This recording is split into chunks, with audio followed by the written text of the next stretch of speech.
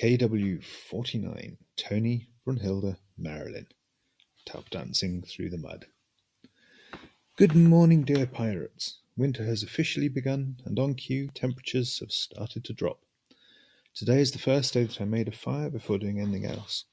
And then I stood around and waited for the kettle to boil, made myself a cup of tea, and realised that quite a lot of time had passed, and yet it was still Monday morning, and I have a newsletter to write. I'm going to have to interrupt my flow to go and feed the piggies, but let me tell you a quick story about that first. I wrote a thing on Instagram about having enough food for humans, and this does seem to be the case. I did a quick stock take of potatoes, and we definitely have more than we had more in previous years, but we should be okay. We have enormous quantities of dried beans, and yesterday I started off 10 litres of sauerkraut. If that doesn't all constitute a balanced diet, then I don't know what does. I also alluded briefly to the perma problem of feeding pigs, a problem that right now is actually developing into a worry. And a neighbour from the next village just turned up a few hours later with 2 bags of horse muesli for them.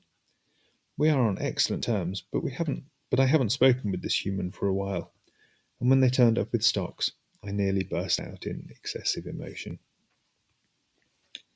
Pig feeding interlude. I am now back on the sofa in front of the fire, and boy does it make a difference coming in after pigs with the fire already on. The pigs were so cute, poor little fatties. They don't mind the cold at all. They have plenty of straw, bought on tick, and great fur coats, and really quite a lot of fat. I was petting Marilyn the other day. She now comes almost up to my waist. Imagine a dog of that size. It's a pretty big dog. But in contrast to a Great Dane, Marilyn's belly almost touches the floor. These piggies have padding. What they don't like, though, is uneven surfaces. Holding up all of this 200 plus kilos of porker are 4 rather dainty little trotters, like they're wearing high heels. Coming out of their nice flat concrete straw-filled house into the frozen pock-marked mud is not a thing they do with any confidence. It takes quite some encouragement. Well, except for Tony. He's either braver or hungrier than his sisters. And fair barrels out of there. And so on to the week ahead. I will be spending some time on the phone to the bank. I guess I never said why the pig feeding situation is so dire. The short of it is my TV licensing bill went a bit unpaid. So they asked the bank to put a hold on my account until I cleared it. That is a thing here. While it was on hold, 3 more bills came in, none of which got paid because my account was on hold. I believe this is what they call the debt trap, or spiralling debt, or something. I also believe that the bills are now cleared, but more are coming. For the last 6 weeks, I've had no access to money. It's been quite nice to ignore all forms of commerce, but it's been a bit of a problem as well. I